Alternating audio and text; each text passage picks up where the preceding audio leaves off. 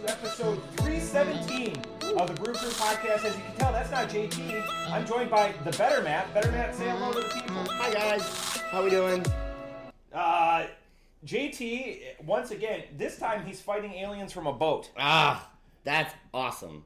He's always on these missions when I'm here. And I feel like he's avoiding me almost. JT, the gauntlet has been thrown down, and since we're bringing up the word gauntlet, Gus.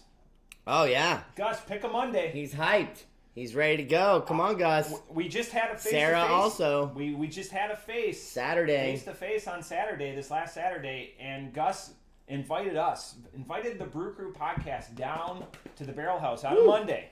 So yes. we're closed. We don't closed event, special event. The Brew Crew. We won't affect business hours. I have some stuff that I need to have. Well, I handed off some stuff that you and Sarah are going to have tomorrow. Some Arbeiter. That's going to be a spoiler for later in the episode because Arbiter's made an impression on me. But like Gus is going to be coming. Arbiter? Yeah. Oh, yeah. Yeah, it's a cool name. And they took over the space. We covered it a little bit last week, but they took over the space. So they came into it was already set up for a brewery. Okay. And that's why Arbiter's newer to the game. And last week we had their gold medal pills. Yeah, I saw the video, yeah. Which is crazy, and it did. And you guys rated it. It's tough to rate a pills. I know, but you rated it pretty. I did pretty well. I mean, I think I might have been starstruck by. By everything going. Yeah, well, one by everything, the quality product, but and everything, the experiences you've had. Correct. But good on them to win so young into their life. Yeah, that's rad. And such a difficult beer to master, a Pils. Just four ingredients. Yep. So that's what Sarah always say. If they're doing a Pilsner and a Lager right, then they got to be doing something right at the brewery. Right. And then that's why we bring up, or when we talk about lager, there's other bars or breweries in the area whose portfolio is 60% of their portfolio is a lager. Yeah. Yep. Which is crazy. It is crazy. Yes, I agree.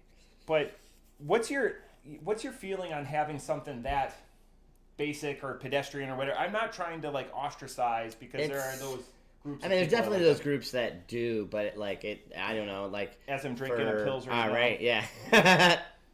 There's a place for it and everything. I just we have one on draft right now. Mm-hmm. It's a New Zealand Pilsner. The number 3 right now. Yeah. I personally love it because it's got enough of the hop profile to make me forget about. It straddles the world. Yeah. Which honestly, a lot of times I feel like that's not going to always work for some people want Belgians. They're not going to want a Belgian hopped something or a lot of those things that merge sometimes are really cool, but a lot of times, people, they just want that lager or their Pilsner. Yeah. But I like that one we have on draft right now. I like that kind of style of Pilsner or lager. But yeah, a lot of times just Pilsner and lagers reminds me of my 20s too much. There's just nothing. Again, I respect the creation of that and everything about it. And I know there's a lot of people that love them, and I'm probably going to get slapped once or twice next week or all this week for saying such a thing. But, right. That's just me. And that's the thing, our opinions are our own, but that's why we have because we try to cater across. Right. And there's so many people that drink those. So if you can do something a little bit different to set yourself, so this one, at the Barrel House, you could put New Zealand hops in it or whatever. Yeah. Oh, so I'm drinking, it could be a gimmick, but always have something that differentiates. Yeah. Even if you're sitting on the shelf or, this one, you can't even look at a label. I will say, it does make it, again, I like that one that we have on draft. It's a hoppier Pilsner. But I have that regular Joe or Diana that wants just a basic-ass Miller, but something on draft that's a draft craft beer. I'm not going to be able to sell them that 3. They're not wanting a hopped Pilsner. Yeah. So then, my go-to then is always number 11, which is usually an amber lager, ESB and stuff, which usually works. But for the business part on my end, that's probably not where, I like to have on a 3. I just personally really like that beer. Yeah. Because it's hoppy, and I love hops. I love IPAs, And you're much more, you're down to clown but you're much more particular. Your sweet spot is very small. It is very small. It's almost West mythical. Coast. Like it is really, honestly, really. And I find that we like Masthead IPA, Masthead Lean West, those double West Coast. Yeah. They and that's what I stick to. I got Masthead IPA and Jugger Hop in my fridge right now. So, but yeah, I'm down to try all because I love all beer, and especially it helps selling as a person behind the bar full time. But well, yeah, that knowledge, or and that familiarity. Yeah, that's why I'd always That's why before we came on, you were like, "Should we do this one? If you don't like," and I'm like, "No, let's try it. Let's do that." Never know too. That was who knows how long it was since I tried a Scotch. This is how I like you, and JT and I are like in that comfort phase. We're like in the 7-year itch of our podcast, and like you, I'm still trying to make love to you. Is where like I will ask you, hey, what kind of beer do you want? Yeah, JT is like you just get whatever, or he brings this and that. And you're like, here's where you're at. Asking. Yeah, we're not asking. He'll look on Untapped and he'll be like, oh, and I have to get better at it because we just talked about this before we went live on 316. He goes, oh, I have this, and I go, I've had it. And he goes, well, it's not on Untapped. And I know I've had it. There was a 450 on there. Yeah. So we're still we're still in that feeling out phase. Yeah. So that's why I can't wait to get Gimmick Gus. You just hit a big number on Untapped, though. 2,500 was my check-in at the Barrel House on Saturday. So 2,500 uniques. Pretty awesome. Which it was, I got excited. I showed the wife. She doesn't care. It's like it would be like her saying that sending me that I got 15 colors of mascara or something. Yeah, I don't know. That's not. You're like, yeah, those are awesome. That's not fair. Yeah, like good on you. Like 2,500. Like, just imagine the cost. But I giggle because I'm still at that level where like once we get down to the Barrel House, and that was the other discussion before we went live, was I have 2 breweries that have kind of reached out, and both of them want opinions on a set of 4 different beers. That's awesome. And I don't want to break up those 4 sets. Yeah. So that would be something that I would bring, and they're both Minnesota breweries with Liftbridge, and the other one's Raised Grain out of Waukesha, which was given to me by an uncle of mine who's an official taster. Oh, wow. Really? Yeah. So that's cool. Yeah. So that's a cool story. What kind of palate does he have? Old. Thank you. Curated. Yeah. Experienced. Yeah, there you go. But that's the thing with a palate, and dust doesn't build up on it because you constantly clean your palate. Yes. But it's always changing too. That's what I'm saying. That's why we should try that one we're trying today, because you never know. I might like it now. Yeah. That's why. Again, once we get into that comfortable phase, I'm just going to throw things over the wall. And just here you go. This is it. Absolute terrible. I was thinking about bringing something today, and then you texted me this morning, and you're like, well, here's where we're at. And I'm like, well, I'm not going to bring anything today. Because it's so early. So we're going to have a morning beer because we're still in the morning for a little bit. And then 2, we still have to be productive adults and, adulting. So we can't do 2 Belgian quads. Yeah. So we're going to do 1 Belgian quad. Yeah, and we'll be fine. And then we're going to do, obviously, a smoothie sour because it's a... why wouldn't we? It's a morning beer. Also, this strawberry rhubarb from New Glarus. So good. Have you had a New Glarus beer that you don't like yet? No, not one. I challenge you to find... again. We split one of the 2. The barley wines? Yeah. What did they say? No. Oh, they like that one. I'm talking about the other 2 other sours you gave me, the New Glarus stuff. Yeah. Megan and I tried them. Yeah. And one of them, and out of this world. Yeah. So good. Their Gimmick Gus and Sarah, did they both have the barley wine? I think it was just Sarah, to be honest. Yeah. Sarah, I haven't seen Sarah in a while. Because it was my first time down since the holidays. Because this was a Gus Saturday last week. It was a Gus Saturday. Yeah. And then. Because you guys were closed, and then I was gone on orders for a little while, so it worked out. Closed all of January, so yeah. All of January. You guys, Matt's coming back to town. Let's open up. But, which I thank you guys for coming. Absolutely, that works out always.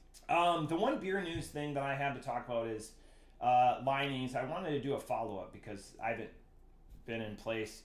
So the Leinenkugels main brewery, the first one that was established by the Leinenkugel family in Chippewa Falls, Wisconsin, was shut down. So they're no longer producing beer, affecting the jobs and livelihoods of 53 people.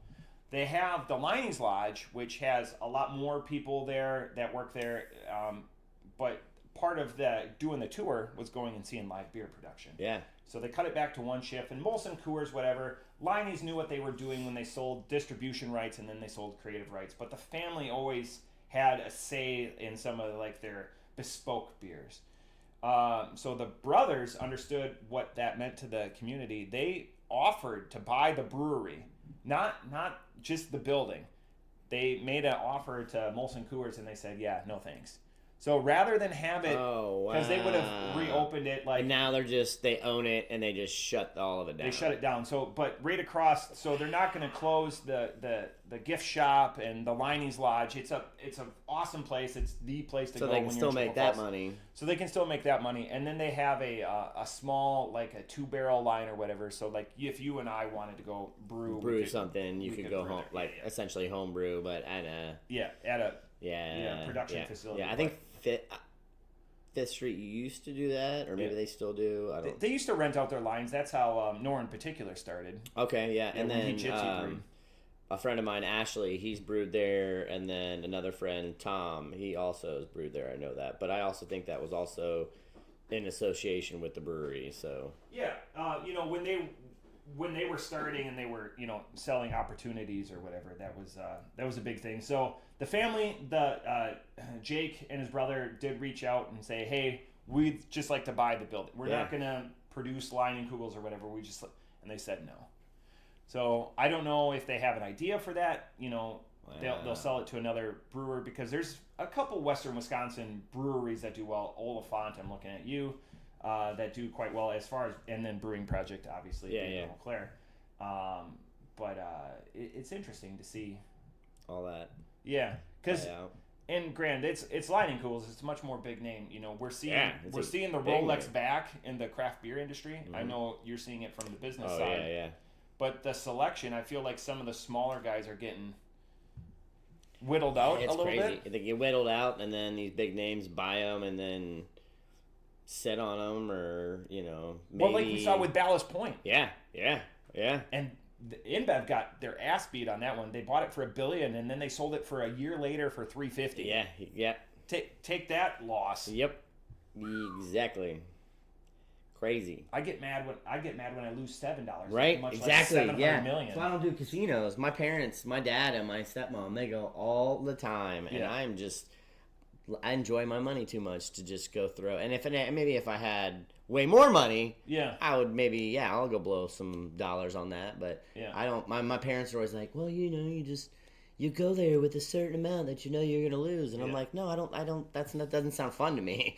Like, I want to go somewhere, buy stuff, and lose $250. It just doesn't sound fun to me. I mean, different strokes, different folks, for sure. Like, I love Hold'em. Yeah. Like, I love card games. I love playing and losing money on that. I've never gone to a casino and done it. No, but with friends. Yeah, we used to have Hold'em tournaments in a garage at one of my houses, and when I was in my 20s, and do 2 tournaments a week. One during the week for like $20, one on the weekends for like $50. Yeah. Up until 3 or 4 or 5, 6 in the morning sometimes. The statute of limitations is 10 years, Ohio, so this is gone. He's well into his 40s. Yes, way old, so it never happened. Yeah. I mean, but it was great. It was good times.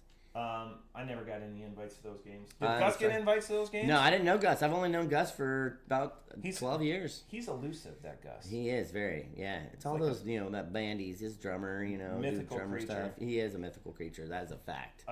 Beautiful mythical creature. I just love the branches that we get on. So we're gonna crack this first one. I like their cans. So this is the same, right? I do. Do you like the wraps? I do like the wraps a lot. So I have a bold statement. I have a patio door in my basement from my brother and I's first house, the side door, and I told the landlord I was taking it when we moved. Yeah. And there's probably 250 stickers on it, and a lot of them are these kind.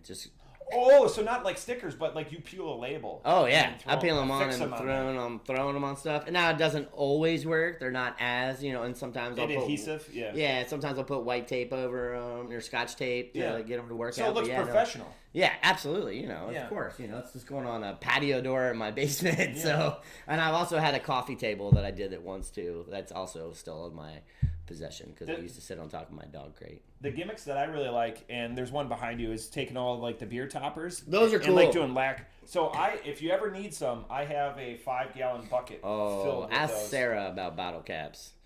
Well, but your guys' are inlaid. Does she need more? No, is it a joke? No, she doesn't. Okay, so you've already she's got Sarah. Bags. Yeah. She's a long time ago. I'm the resident barrel house thrower. Yeah. Everyone else is a hoarder. Minor league hoarder. Like really? I mean, yeah, maybe not. But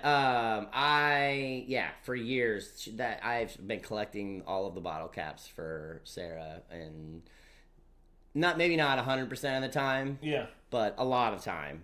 There's that little metal tin that we have right by the cooler. Yeah. Collect all those. I put them in a bag. There's a huge monster bag in the basement, and I've been collecting. Down in the basement of that place. Yeah. Well, then it's gonna be so much harder to bring them up once you get that receptacle filled. Yeah, they are. well, then they'll It's like a ladder. She likes to collect them. That's why we have them. I got a bunch of them. I've got a bunch of the cans and the pop tops and stuff like that. Those we have for cans for cats. Yeah. And we get money for the kitty cats. Oh, I didn't know you were a fan of cats. I mean, like that's never happened, right? My one of my favorite professors in college wrote his dissertation, his PhD, on the craft beer, the microbrewery movement from 1978 through 1985. Really? He had a can collection. So, like, when you say cans, so, like, the old oil cans and stuff like that are way older than our parents. Yeah. And they lined his bar downstairs. He had 500 unique cans. I meant just bottle caps. No. But that's why I like... So, people are aggressive in their beer. And one of our earlier like 5 years ago, we were distanced. And I think it was right at the beginning of COVID.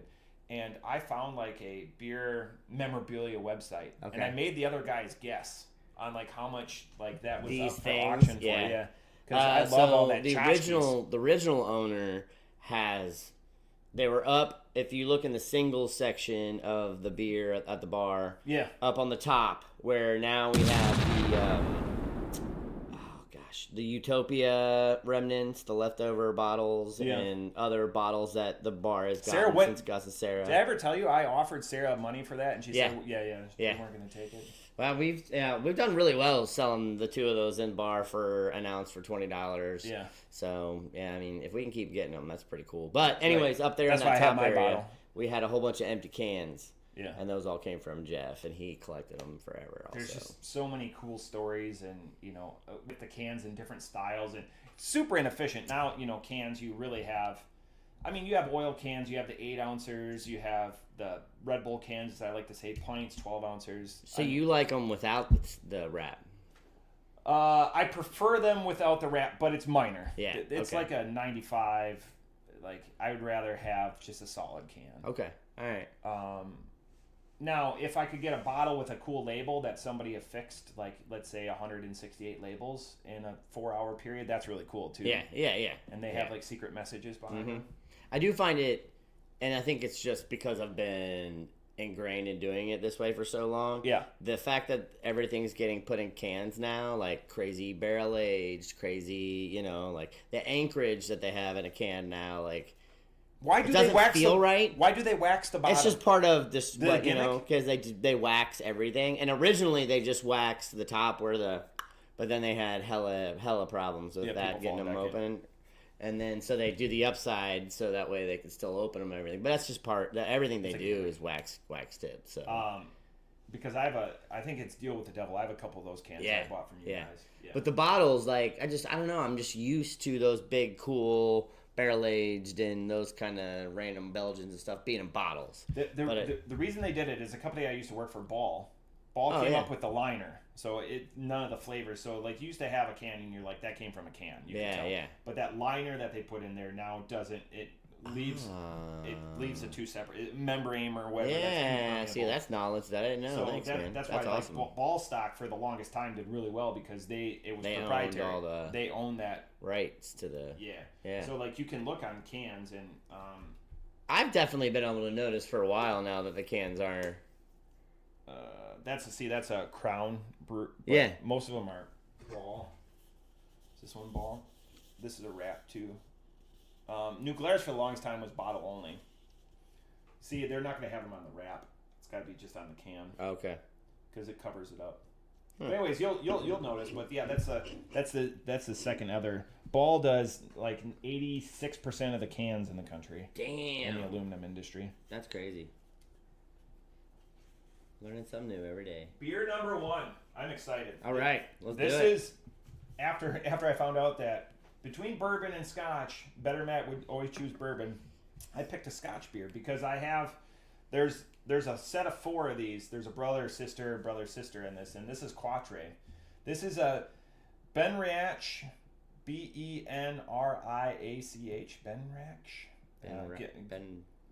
Gimmick Gus. Ben Wright? Yeah. Peated Scotch barrel aged Belgian quad 10.4. Damn. We're gonna open this one. This is from Arbeiter. We had Arbeiter last week on 316, so I went over. Again, they set up in Minneapolis in an old brewery. They've only been making beer for a few years now, but they just won a gold medal this last year in the German Pils Great American. They won the gold medal. I don't want to undersell that. This is going to be big. Like the color. Peaty. Definitely peaty. I'm not a Scotch guy either, so.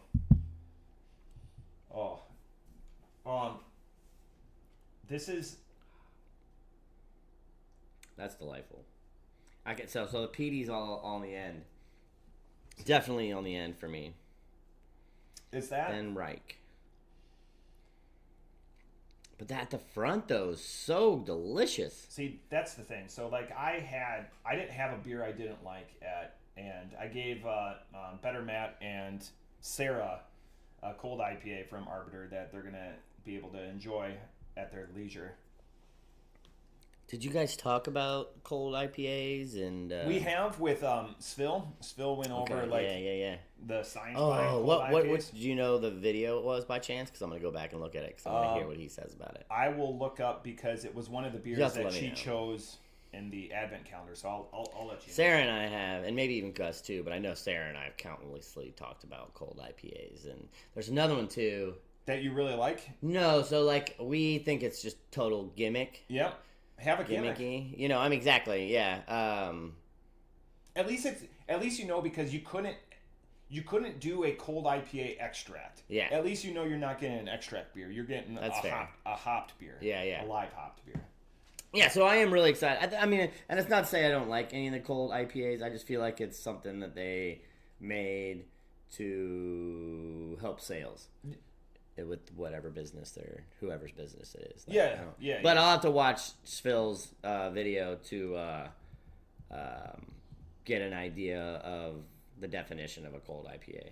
Have you had Truth Bomb yet? We haven't talked about this. I just discovered it. Yeah.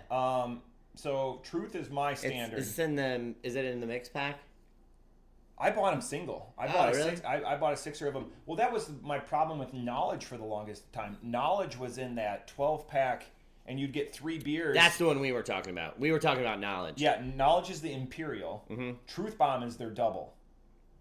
So Truth is my standard, and standard degrades what I feel about that beer. I love that beer. That's my West Coast. That's my go. Yeah, Truth is my go. Even though they hurt my feelings because my buddy doesn't work there anymore, but that's Knowledge is better, but. That's an Imperial. Yeah. So you're amping it up a little bit. Truth Bomb for me is as that double, it falls short. Do you like Juicy Truth? Juicy Truth is good, but again, it's not. I love Knowledge, but it's not because as a standard IPA. I do like Knowledge. I wish they did Sabretooth more. I like Sabretooth. I haven't seen Sabretooth for a long time. Right? I don't even know if they still make it. Actually, they might not make it anymore. I know Patrick, my buddy that used to be a rep for them, he's got a really badass super saber-tooth jacket. It's like looks like a baseball jacket from like the 70s and 80s, all like shimmery and shiny. Oh yeah. And it says saber-tooth with a big old saber-tooth tiger on the back of it. It's badass. This is delicious. We just both crushed the shit out of this, and Oh, we got more left. Yeah. I didn't go too aggressive with it because again, we're trying to be adults or whatever. This beer's got an umami to it. yeah, absolutely. Like, it's a meat beer. Like, Oh yeah, definitely. I'm a Scotch novice. I know, like, pour yourself a glass of Scotch, put like a drop or two of water into it to open It it up. up. Yeah. People are screaming at the camera. I know there's Scotch drinkers that listen or whatever. But this beer's got like if you're a vegan or something like that, this tastes like meat. So this might not be your beer, but this is. Yep. This is. And so, like, I don't know, like, I said I didn't like the Scotch and stuff. I just, and I'm actually not really much of a Belgian human as well. I've never been a big banana or the coriander. Coriander taste. gets lost, yeah. And yeah, it's definitely A lost. little bit goes a long way. Yeah, absolutely. But I'm not getting overtaken by any of that. I like banana when it's done just to, like, cream something up. And you don't, like, and that's like coconut. The only time I like coconut is if it's in something to just make it creamier. I don't want to taste, because I don't know how I feel, but I feel like coconut can go a little bit, goes such a long way. I hate coconut. Coconut's a I thought you throwaway. said that before. It needs to be gone. It's way too prevalent. If you're looking at the pie of beers or stouts or whatever, coconut has way too big of a slice. I want to meet somebody that goes, you know what, this beer needs more coconut. Yeah, right? Yeah. Like, you hear it with, like, cherries or some, like that. Or the It's next beer we're always- going to have is a pear beer. Like, Behind the bar, as a bartender, it's usually like, oh, I like coconut. But it's not like, fuck, give me more coconut, you know? so yeah, I reach out to tens of people. You hear it from hundreds of people. Do you know anyone in your arena that comes down there is like... No, I can't think of anyone. I can think of more humans that are like, coconut? No, can't do it. Than I do that are like, oh, I want some coconut. Give me more. Like, just like the Almond Joy was Mounds. That's a throwaway. That's a trash candy. Yep.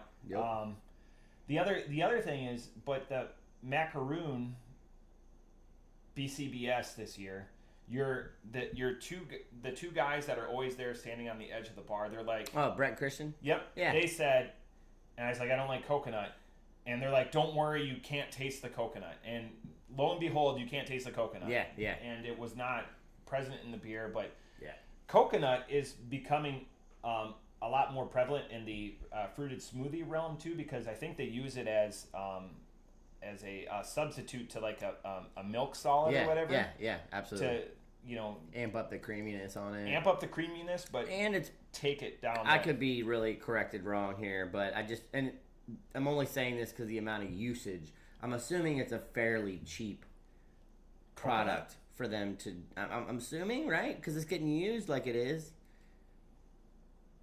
I don't know. I could be wrong. Again, I'm just literally just that throwing at your dartboard right here. No, yeah, speculation is always great and goes over. I'm going to say that. Please correct me if I'm wrong. Bring up some questions. Vanilla's an expensive ingredient. Exactly, right. Absolutely. But, I mean, with that being said, you do see vanilla bean and vanilla used. And it's imparted. We have a vanilla bean one on draft right now. We need to do a saffron vanilla. What's another, like, really expensive... Truffle? Truffle. Truffle, saffron. Yeah. We'll make the world's most expensive Holy beer. moly.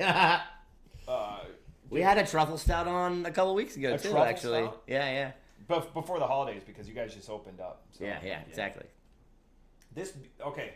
So I'm glad we're only doing one of these. But I'm glad we're doing this one because this has got again, an umami that makes you come back to it. Yep. It's a very I want more kind of beer, and it doesn't give me... At 10.4. 10.4. It is not giving me 10.4 here. You're down lower, right? I would put it at a 7-8. Yeah, 7 or an 8% for sure. It's smooth. This is a dangerous one. It's and honestly, like, without the barrel aged part of it and it being a Belgian, it gives me a amber-esque vibe because of how spot on, smooth and just drinkable it is. I mean, I'm sure if I drank that entire pint, I would feel differently. But yeah, I can't. It's very good. I would definitely rate this very well. I have a question before we. So this last couple of weeks, I was out in public, in bars or whatever, and I want to see it as like a bar and services professional and someone that excels in it. Do you see in the Ohio market or the Dayton market? So I gave 2 separate situations where I was sharing beer. Like I just asked for an additional glass. It's different a little bit at the Barrel House because your bar top isn't right there. It's stepped really off a little bit. Do you get it where people are asking for additional glasses to share? Like, does that happen? Oh, it happens constantly. Yeah. So now, it's a different in the Barrel House setting, where because it's not that traditional. A bar bottle shop, so people will be hanging out drinking for a while, and then they decide that they're gonna pop that open and share it. But a lot of times though, they'll be like, "We're gonna chill it for them," and they'll be like, "We need 6 glasses," and like, "All right, cool, so," and we'll bring those over, or like, but yeah, but even in the past though. And there's only 4 people, so they leave 2 for the staff, obviously. Right. Oh, right. Yes, absolutely. Yeah, that actually happens a lot too. Yeah. No, I don't see any issue with it, but I also not an issue, but you see it happen more constantly. Okay, oh yeah, so it happens time. a lot. Oh yeah, even like after I got feedback that people are like, "That's weird that you do that, Matt." No, because people are asking why I was drinking. No way, no way. I mean, even to the fact where I'll go up in the front room to a group that I've never even met before, and they cracked open a bottle, started sharing it, blah, blah, blah, talking. I went back just to BS, see how they liked it and everything. They're like, "You need to try this." So I go back, get 2 glasses for, whoever I'm working with. And, and then it just, sparks up all kinds of conversation and stuff. So, yeah, I feel like it's a fairly regular thing now, especially in the craft world. But... Because you go to a place like that, and there's going to be a certain price point or whatever, but you want to, assist in, if there's something you really enjoy, share it with the world. Absolutely, yeah. Now, in the complete inverse, if you have something that's dog shit terrible, the same is true. Well, it's right. This abhorrent. Don't do this. There's a fungus in this or something like that, which that's what we've gotten a lot of attention for on the podcast. Like, I called a rogue beer out years ago, and that's when they, reached out, and they're like, "There's something wrong with that beer. You're not getting anything that we imparted on it." So the sharing thing is what I'm glad that I thought of it. No, I think it's very common practice. I also, I go out often, but it's not like I'm in a very isolated, barrel house. Yeah. But it's common practice at the bar where I'm at. It's always good, and it's different when you live in a place that may only have 1 or 2 watering holes, but when you have so many watering holes that are quality and offer different gimmicks or features or whatever like that, have your favorites. Like we were talking about Tender Mercy before. Yeah. Far different, not even in barely any overlap, if you will, with the fact that they're on the same street. They're part of the reason we started carrying liquor. I will say that. Is because Tender Mercy. Well, because we would get a lot of cats that, not only Tender Mercy, but Tender Mercy. You can't say cats. Sorry. Because knowing you. Humans. Yeah, humans. Tender Mercy, Brightside, Sueño, everything down in that direction, we would get people coming from, or they're too full, they would come to us. Yeah. And then they would ask for liquor, we've always had wine and stuff, so... but we've always had the liquor license. What liquor do you guys carry? We have basically one of everything. We carry Bella Dayton, gin, and vodka, because that stuff's awesome, and it's right down Wayne. Well, I know you guys had Malort. You guys have done Malort. We've got Old Granddad Bonded. We have really? Four Roses Bourbon. It's right, literally like where I'm standing at the bar. It's to my left, so it'd be to your right. It's not. We don't really have a whole lot of. You just ask and find out kind of thing. It's like one of those things that we... That takes a special kind of person to come in and see, the beer mecca of Dayton and be I want booze. They literally... that's why we started doing it, because people would come in all the time late night on a Friday, and that's just dollars you're missing out on. Exactly, yeah. And it was just a no-brainer. And Sarah, no offense, Sarah, but she strongly objected for the longest time, because she she came from the liquor store selling liquor, and then bought beer on premise, not really doing bartender stuff. So she objected because of that. But I've always been like, well, we had the license, and people ask constantly. So so we started doing that. We have basically won everything. And that's about it. There's that many open licenses? Like, have you ever been approached by, like, another, like, Jim Bob's? Not to my knowledge, no. But I know when Sarah took it over. Joe's leaving Century Bar. I don't know if you saw that. I did see that. Yeah.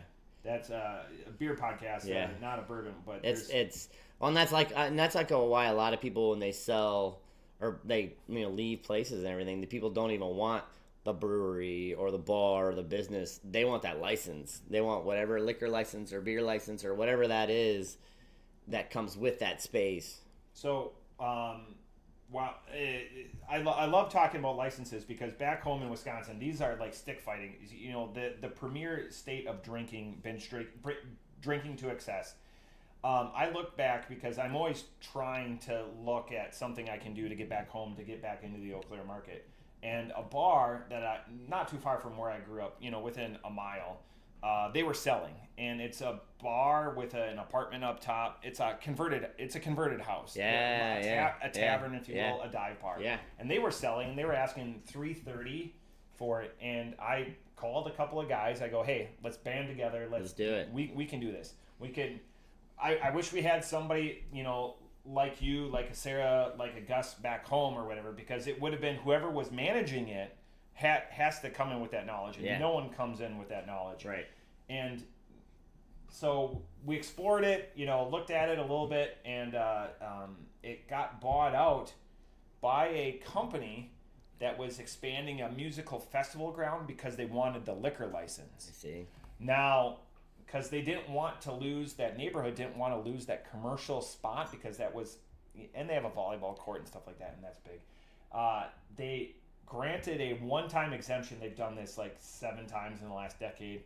A one-time exemption where they gave them the liquor license, and they gave them a pro temp liquor license that just renewed annually instead of like indefinitely. Wow. So the music festival, which uses it, I think 12 days a year. Yeah. But like if you have a music festival, and I'm not saying, if without liquor or beer, whatever, because they're separate in Wisconsin too.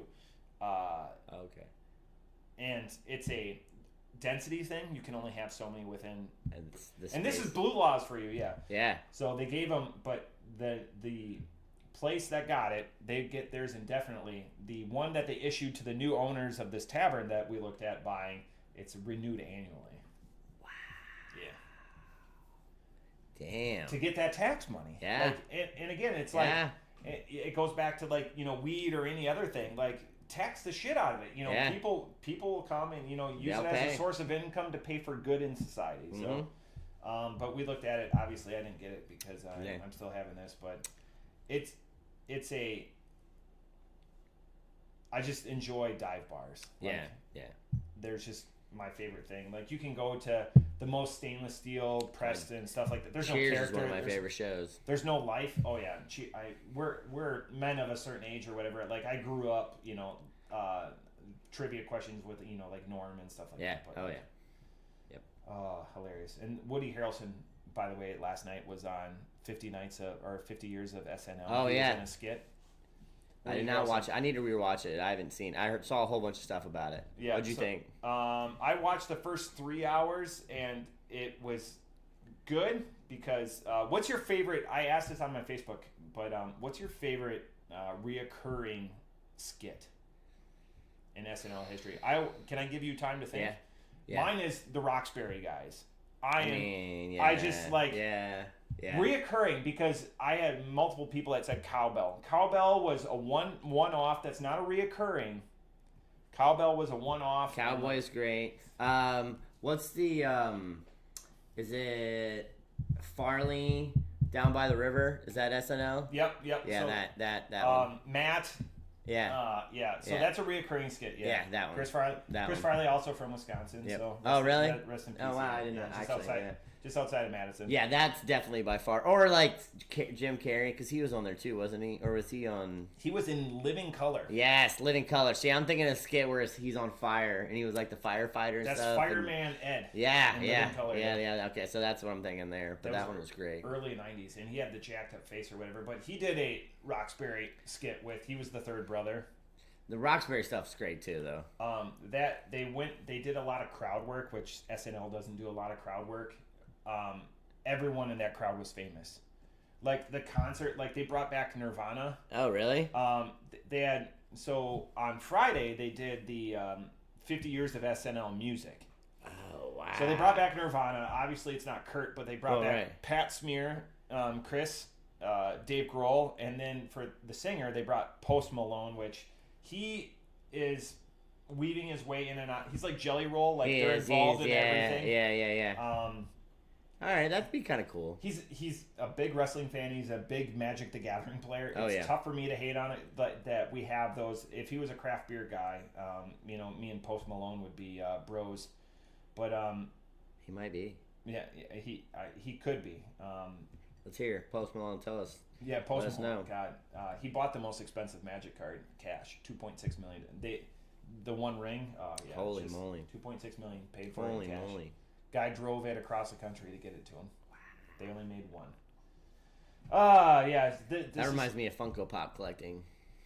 I'm glad I didn't get into it, but I'm enamored when I see people's stuff. It's like I my sold Magic the Guard. 1,200 in the last 10 years. 1,200. Yeah, but in different accrements. Like I went through a breakup and I started collecting them because one of my best friends, Greg Schultz, Ska Greg,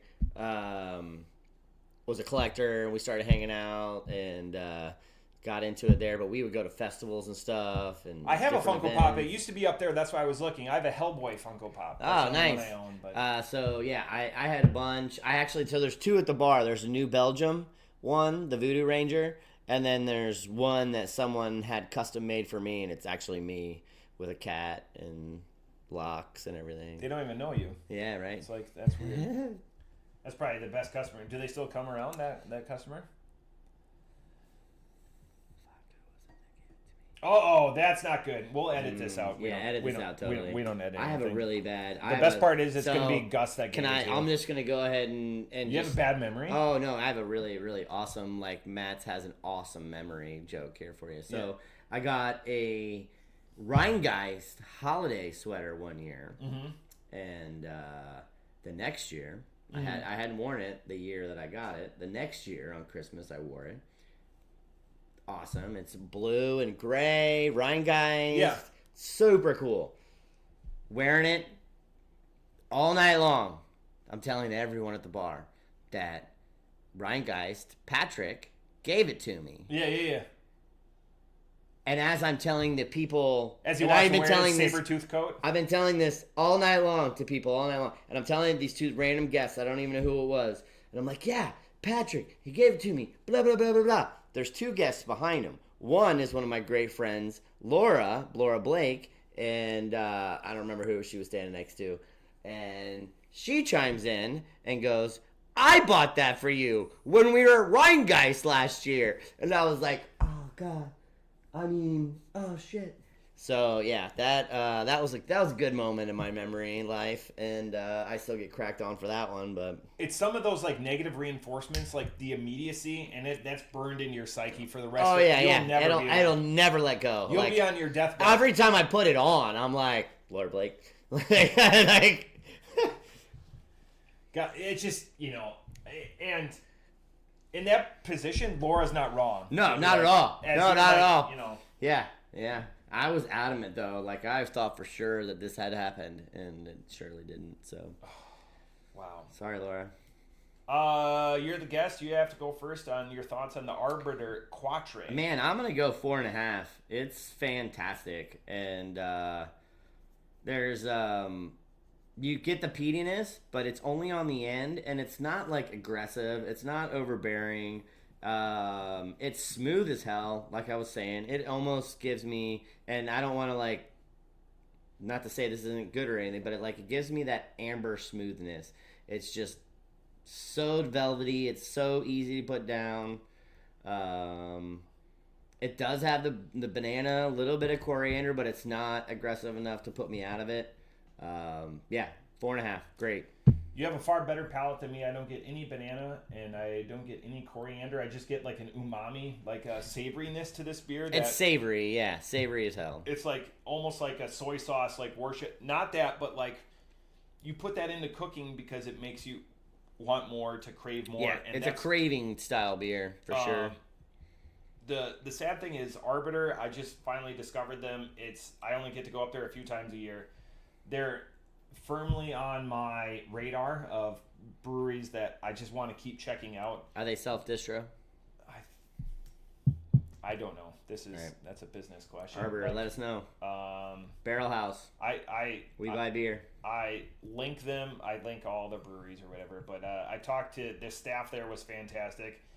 Out of the places I went that night, obviously I'm a Jorg Mark. Yeah. Jorg. They do their own stuff, but they're like you guys, where they small brewery operation, bottles and stuff for days. They don't have them on display like you. It's a trapper keeper, so you have to look through. Okay. But that Timmerman, that sour, that pepper black cherry was fantastic. So anyways, the other place was Forgettable. Pepper black cherry sounds delightful. Dude, it was the best. It was like an old-fashioned. He sold it as an old-fashioned cherry cola. It was like what it was. Instead of being more towards the middle and overlapping, it was black pepper and it was cherry, and it just worked. Oh yeah, hell yeah! Like I love black pepper, so anytime I see a beer with black pepper, I want to see it. I want to try it, and I want it to taste like black pepper. If it doesn't matter if it hits everything else. I am like, well, that's not what I offered to buy a 12-pack. Yeah. And at what they were charging, and he goes, that would wipe me out. And I go, how many do you have? He goes, I would be comfortable with selling 2. And I go, I really want more, but anyways. But all right, I'll buy it. So we went back and forth. Yeah. And such a good beer. But off the top rope, I'm at a 4.75. That I don't know what why isn't this beer? I'm struggling. I don't know if it just needs like a little more pop of flavor to it or whatever, but like that underlying, like if you could put adjuncts in this, you could put gimmicks in this. Yeah. And I think that their baseline Belgian quad, maybe that's what they do because it's a series of 4 and we're going to have a bourbon sometime. But this is, and again, as a non-Scotch guy, I'm a bourbon guy through and through. This is, now I want to try Scotch again, but I know it's going to be nowhere near this because it hides the booze. It's hiding all of it. Yeah. It's so smooth. This is going to be a shocking, like even when you smell, it smells like beef stew. Like, you know, like. Yeah. Very hearty. Hearty is a good word. All right. Beer number 2. I bought this from a little establishment. Oh yeah, you're not gonna need a glass. You get your own. Oh, all right. No, this is a Green Hill 5.3. So, this is a brewery that has mastered their gimmicks. Like, we all know. We're men of a certain age. I might have priced this can. Do you put them over the UPC like that? Yeah, we do it on purpose because we don't use the UPCs anymore. We used to use the UPCs, and it was the worst. The worst. That's a business decision. But, I mean, everyone knows men of a certain age, like men that are, and men and women, the community that's looking at beers that are at this price point, like a going out price point, like an $8 price point. That's Sonic the Hedgehog. Sonic! Green Hill Zone is the first zone in the Sonic series. I'm excited. The gimmicks in this beer are pear, gross, throwaway beer, cinnamon, a little bit of cinnamon. Cinnamon goes a long way. In beer goes a long way. Maple and brown sugar. So I've had that dessert. I've had a scored Bartlett pear and then drizzled with all of this stuff and baked. All right. So this is actually a thing. Years and years. This is like a hoity-toity thing. Like okay. But like it, you take the seed out or whatever, so you score it and you do all of this stuff to it and you bake it. So it almost seems like when you do on bread, you use cinnamon, brown sugar, or butter. Yeah. And then you could add pear to it. All right, cool. You said you've had this one? I've not had this You've beer. not had this beer. All right. No. This I just bought these Saturday from you. Ready? It's not primed. Okay, I'm good now. No, come on. 3, 2, 1. Nice. We rolled it. Oh yeah. Oh wow. That's maple and cinnamon for days. on the nose.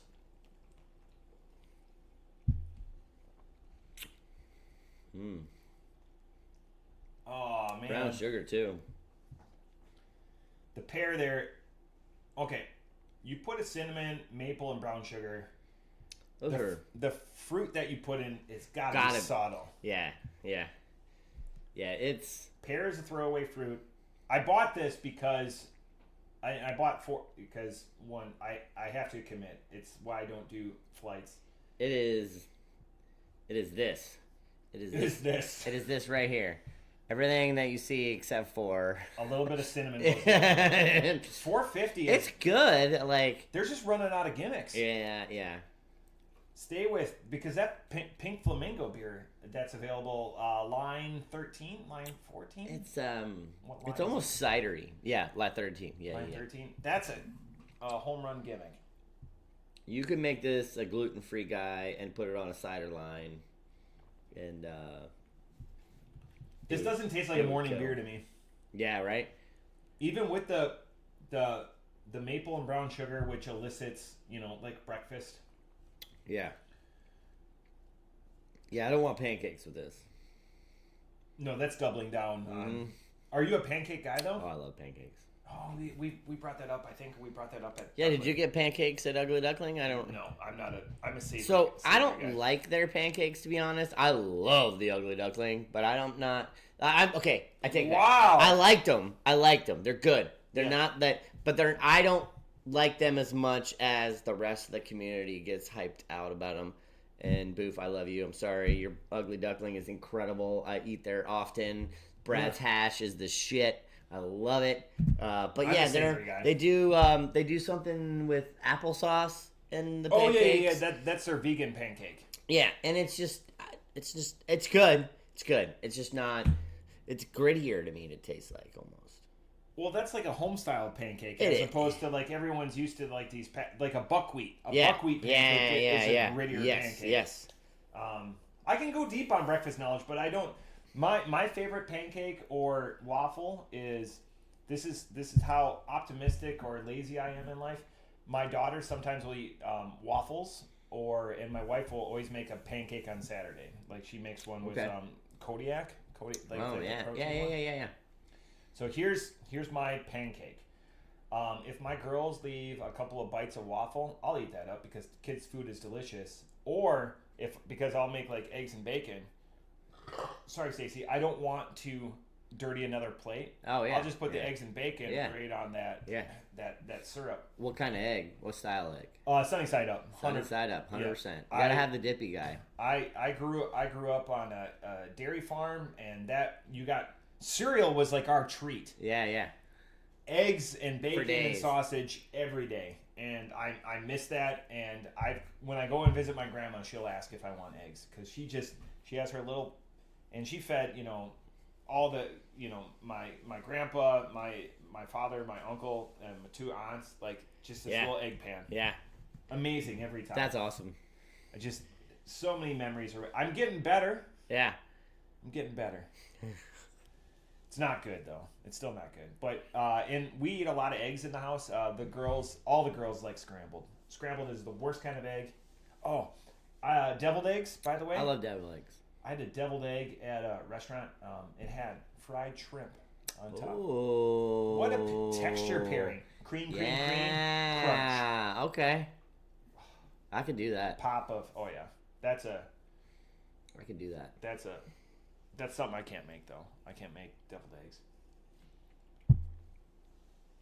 Man, okay. I'd be super disappointing. So when I make my super savory breakfast, I like a double fruited 450 North beer. That's my drink or go to. If I'm not drinking like a Red Bull. I'd be disappointed with this. Pear is a throwaway fruit. Cinnamon again, before we cracked it, a little bit of cinnamon goes a long way, especially in beer. Yeah. And I like cinnamon. I like Big Red. I like Red Hots. Yeah, the maple and brown sugar. I mean, it's good, but it's very, very maple cinnamony forward. Bring back Taco Party. That was my beer of the year 2 years ago. Yeah. People said it was a beer mosa. I gave it to people that drink exclusively mimosas, and they're like, "Nah, it's not close." Is it? I don't even know if it's worth the calorie. There's probably all kinds of calories. Now I'm curious. Is this the last one we're doing, or are we doing one more? I mean, we could do one more. It It comes out Perry. This one's it's. You guys picked the right one by putting what you did on the line. 2 was good. I was just saying, if we were going to do a third one, I was going to have to do a bathroom break. Did you watch on camera where I just took the Did you really? Into the bathroom? Yeah, and JT goes, well, and towards the end of last week, because I had to go. We can always just sit here off the camera and have a quiet beer. We don't need to be on for the camera and just hang out like friends. It's good. It's just... The problem is, 450 for me... Do you have breweries like this? Like, you're a masthead You judge them on a different 100%. level. 100%. Yeah. 450. Yep. Yeah. 450, Drecker. Masthead. Masthead, not for me, but they're for other people. Yeah. There's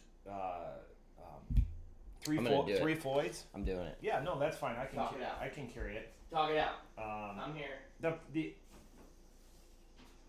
The interesting thing with 450 is they're so prodigious and productive in their brewing styles that I think they're running out of gimmicks. And when they put like 4 or 5 beers, and I bought 3 4-packs from the Barrel House when I was down there because they have such an amazing selection of 450. And I think I don't want to ask a question, but when it comes out there, they wouldn't carry it. Sarah and Gus wouldn't carry it if it didn't move, but I'm going to buy it every time. And I know there's people that will mix and match this stuff, but I want to, one, support, but 2, make sure that I have something to give to people, because if I just buy it as a one-off and I enjoy it, I have nothing but stories to. It's much better to put it in somebody's hand and to hand it off. This beer for me is all the gimmick on the outside of the can. On the inside of the can, I'm just not a pear guy. And the pear is just the body of the beer where the flavors are in order. That cinnamon, maple, and brown sugar, which are, familiar bedfellows, if you will. I'm going to grade this first while Better Matt is continuing to establish the gimmick. Let's talk about that light in the toilet. Oh, you like that? Oh my God, that's badass. I have that. So you don't have to turn the light on in the middle of the night.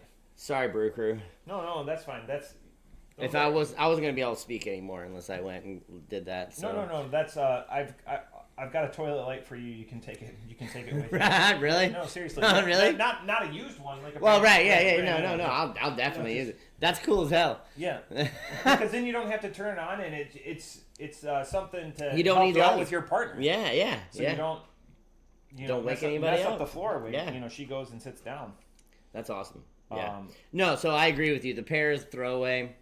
The pear's just the body of it. Like, there's no soul. And honestly, when I look at it, all I think about is coconut, even though there's nothing about it that says coconut. But, like, all I'm hearing is, like, this looks like some drink that I need to put an umbrella in and have on the beach. And it's going to have a whole bunch of flavors that remind me of suntan oil. Except for this isn't. This is all maple, all cinnamon. But looking at this, I feel like I need to be on a beach right now. I'm going on a cruise in another month. I would be happy to have this beer where I'm going on a cruise, because that's the weakest part of the Caribbean. Is there's umbrella, obnoxious pink straw, bam. Because there is a terrible selection of. I don't know if I told you, Aaron and I, mutual friend. Aaron. We drank the boat out of Stone IPA. No kidding. During the COVID cruise, they had to restock. That's because we went to the British bar and they had ESBs and stuff like that. But like, We just wanted a solid And they IPA. had Stone IPA. And they had Stone IPA. Yeah. And they're like, yeah, we got 2 cases. It took us 3 days. We drank them out of it. Yeah. Buy the drink package. I mean, right. And the bartender kept telling us, and it was the British pub on the main mezzanine or whatever. He's like, there's only one other guy on the boat that's had a couple. You like, guys drank them all. You drank them all. This was you guys. Yeah, so back to the 450, though. We crush these guys at Barrel House. They sell great. I love them. They do They're sell awesome. great? That's good. They do. They crush. Between, I would say, Drecker, 450 North.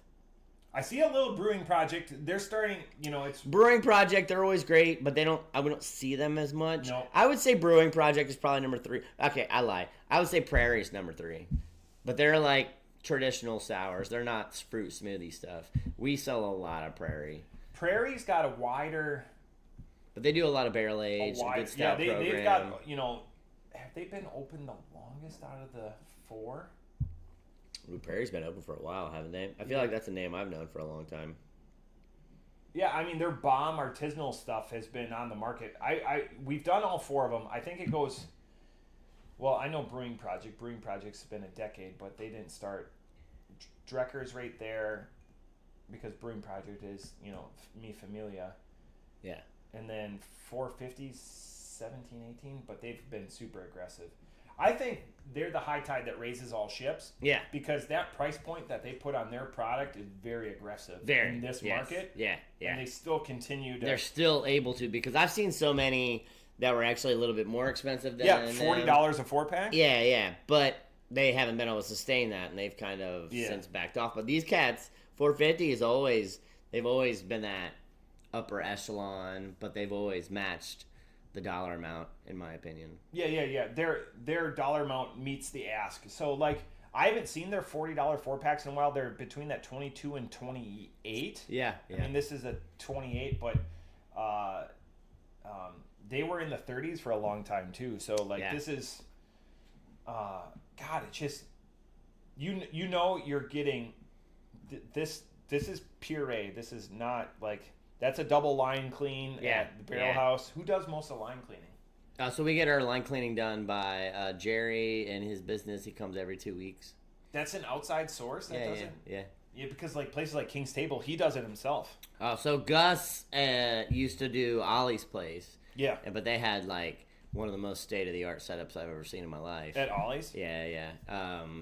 Gus and Sarah, the Barrel House, has a solid setup, but it's pretty basic and pretty easy to manage. And Jerry, God, Jerry. I wish I could remember his last name, but I've known Jerry for 15, 20 years. He's been... Is it a double... It's a double line clean on 450s, though, right? Like any of the smoothies? Oh, he cleans them pretty heavy. I mean, so, I'll go through and hand clean on our own, pull the taps off, and, I don't run caustic through and stuff like that, but Jerry, every 2 weeks, he runs caustic through everything, and if we have any issues with lines, he's the one that updates them. And, but it's a side. It's another. It's his business. That's his business. That's what he does. He goes to all the bars around Dayton and cleans. Not all, because there's multiple businesses, but yeah, he's a little small operation, and he used to do Chappies. That's how I met him the first time, when I worked at the original Chappies, 13, 14 years ago. Holy shit! I didn't know that. He did Ollie's. Side hustle. Jerry he did Ollie's. He does Barrel House now. Yeah. He does a lot of places. But he actually, he cleaned the lines for us Saturday morning last week. He comes usually it's between 10 and 10:30. Every once in a while, he comes up at 10:30. All 20 lines too? Oh yeah, he cleans them all. How long does that service take? No, I'm curious. 45 minutes. 30 to 45 minutes. Wow. Yeah. Yeah, because he just puts a shop vac on. He pops takes all the lines off, and then he's got his little tanks full of caustic, and then he hooks them up to the taps, and then just comes onto the bar side and pops them all open, and runs them through for a little while, and then turns them off, and then moves down the line to a couple other 4, runs them through, and I'll be damned. Yeah. Then comes back through and flushes them all, and then makes a huge freaking mess in the process, and then tells us that he's done, and then he and I go through the cooler and make sure all the lines are tapped to the right line, and Bob's your uncle. Gus gives him a check and sends him on his way. So this guy shows up and Gus gives him a check. Hey, Gus, where's my check? Where's my gimmick check? I want one of the gigantic One ones. of the big ones? Yeah, cut one out? of those big ones. Yeah. That I can't take it to a bank anyways. Those checks are expensive. I want to be one of those people that have just like a whole bunch of those big ass checks. Like, just figures out how to like get all those checks, and that's how he makes a living. Yeah, that's that's something we could do. I mean, Jerry's got that. We just go hand out these checks to these businesses, and they like, hey, you're the. He's got these big tanks that he says has got stuff in it. Yeah, it's just pixie dust and miracles. All right, I was close to give it. Again, they're going to be rated on themselves. This is. Man, you got to really like these ingredients, and I'm okay with them. Pears is such a throwaway fruit. It does look like pear. Off the top rope, I'm at a 3.5. I'll match you there. Better, Matt? I agree. 3.5. That's a big score for the IPA guy. It's when you literally just said pear just a second ago, and I don't know if it's just because you said it. Yeah. But like I could, like, and when you take a bite out of a pear, it is pretty unremarkable. I always feel like it tastes kind of watery. It's not like a watermelon, but it's right there. Like it's, but you know what I mean? It's like unremarkable. it's very, and then it's like I don't know if it's just because it was the last of it, and maybe because it's set a little bit and it's warmed up a little bit. And stouts and stuff, you can always kind of draw out more of the complexities of it. The adjunct. But I feel like I could taste a little bit more pear on the end there just a second ago. But yeah, and honestly, had you not said that 3.5 and I didn't taste that after you said pear, I was going towards closer to 3, to be honest. But after you said that, I decided 3.5 works for me too. Because again, there's 450 North. They're great. They are rated on themselves. Something that a buddy of mine that's about to get to his 10,000th unique beer on many different continents that I was drinking with. He goes, the redder the fruit, the better the fruit. And that might be, and there's no red in a pear. No, not at all. But like a cherry, raspberry. Yeah. Strawberry. That strawberry rhubarb, obviously. Right. Yeah. Yeah, I mean. Yeah, because like a dragon fruit's not red. Dragon fruit's like throwaway. Yeah. Like who goes, you know what? I really want a dragon fruit. Like that, gross. Apple, it's not the flesh. Yeah. Rather Yep. Just something. Huh. Interesting. I like that. The redder the fruit, 10,000. Yeah. Oh yeah. So the joke was we were going to do it on I was 4 beers away when I left, and that's why I got it at Barrel House. He was 50 beers away, and he does flights and everything like that. But again, I think he has like 14,000 check-ins. Like he knows, like when I brought up a cooler up to Minnesota, he knew exactly which ones were. And he's after, like, Untapped to him is like his Pokemon. Like he's after. Oh yeah, he wants it all. He's after all the freaking games. Yeah. That's where and he did the Advent calendar. Way more people still use Untapped than I think, or that I feel like I had anticipated. There's still a lot of people that use it. That's the one thing, and maybe a better off topic, but I'm gonna gimmick Gus. If you listen this far, have you thought about putting a screen? You guys have that mirror, like a screen, because you guys pay for the Untapped. So I get when Barrel House changes its keg, you already pay for the account. Some people like to see that that rotating where they check in. Yeah, you're like. Better Matt checked into Mast Head. I think the only way that gimmickly we would do something like that is if we had some random ass 80s or 70s or cool ass weird 70s kitchen CRT? Television or something that we could figure out how to hook up and do. Yeah, you guys. And it would, but all that the whole thought process of TV is an absolute no. Yeah. Because it's just always been our MO. Especially since we did the April Fool's joke. Because the chalkboard is so nice. Yeah. Well, there's 2 chalkboards too. Yeah. But you have other establishments, they don't put anything on the TV besides a rolling tap list. Yeah. But you guys, that would take away from the magic that is the chalkboard. Right. When Gimmick Gus fucks up and there's nothing on tap 12, I screwed up. Yep. or we're writing random. We got like right now. Line 1 is a box wine that is fantastic. Yeah. That we Stacy enjoyed it. It's really it's fantastic. It's MDZ. It's from Argentina. It's really good. But we just missed the mark on red kegs last week, so it's we improvised. Yeah, so I don't know if other people, but I like getting off, seeing that scrolling or bar, like seeing on the you bottom. comment and stuff. Yeah. That's cool. I would I've found new friends on Untapped. if we could find some way to like do that and it not be an actual television. Just a monitor. Or an old television, I guess I'm better like saying. Yeah. I think that would gimmickly be more effective than like an old console TV. Right. Right. Those Exactly. Yes. It's got an old like VHS player in it that like an all-in-one. Oh my goodness. Showing age there. Yeah, like the 2-set movie of Dr. Zhivago or something. Yes. Throw away, Yeah. Interesting. Absolutely. Interesting. I know you guys do all the gimmicks with like the stitcheries and the craft people or something like that. You don't have a lot of but like board gamers. I think. Yeah, we haven't really gotten into. I know I'm there because Stacy and I always talk about bringing down a cribbage board because we do have a lot of people that'll like just bring a board game in and like have 2 couples and they'll do their own and we've got a few board games up front. We've got 100 books, 1,000,000 books.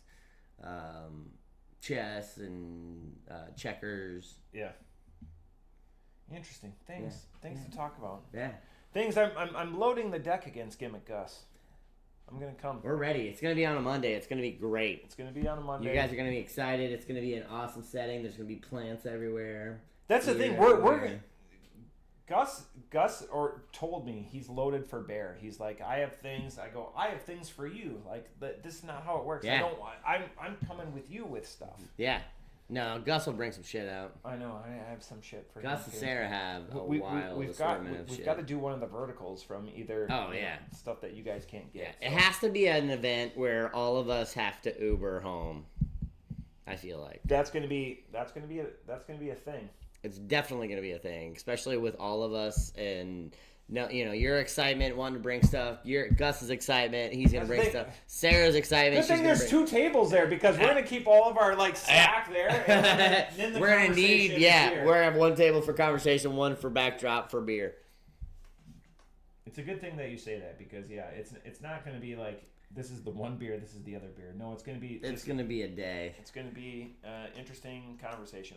JT, you better be there if you're out saving aliens again. He's not saving aliens. He's again. We can with deconfliction. Like me, I'll take the day off. But he's an important guy in his world. But he doesn't have Mondays off, so we'll figure it out. I want to do it. And again, Gus, the ball is in your court. As long as it's not. Ooh, my birthday falls on a Monday, but I'm going to be on a boat. Oh. We've got a couple. That's March what? St. Patty's Day. Really? I'm not a damn bit Irish. Oh, wow. That's cool. But my son's birthday is on the 8th. He'll be 18. He'll be 18. God, you're so my age. So my age. Oh, that's it. Episode 317. Better man. Thanks for having me. I don't want to, if you got last thoughts. I'm going to high five you once. But I'm a high fiver. Thanks for having me. You guys are awesome. Barrel House has got a good week. We got crafting on Sunday, like he was saying. Girl Scout cookies. That'll be awesome. We should have led off with Girl Scout cookies. We should have had, yeah. What's your favorite Girl Scout cookie? Peanut butter. The Do-si-dos? Is that what they're called? They changed them. They're not called Do-si-dos anymore. They're the peanut butter sandwich, whatever they're called. I know right now in the house there's 3 boxes of Thin Mints that are in freezers.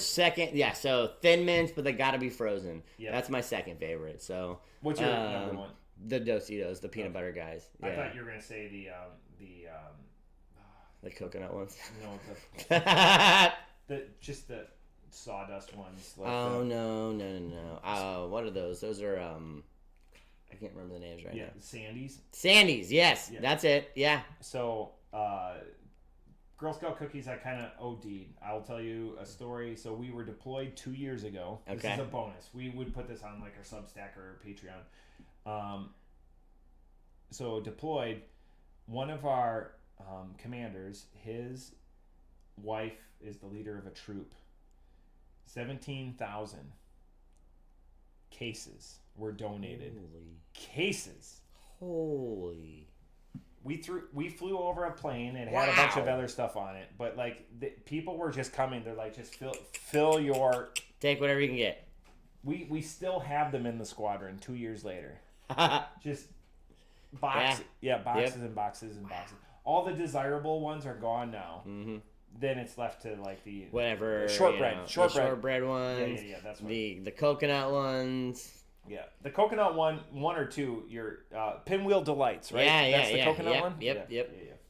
With the caramel on them too, right? Yeah, because we're trying to beat down that fucking coconut. Yep. So. Yep. But that's peanut butter and chocolate. For that, anything else, Better Matt? That's it. Glad to be back. That's 317. Woo! Cheers. Cheers.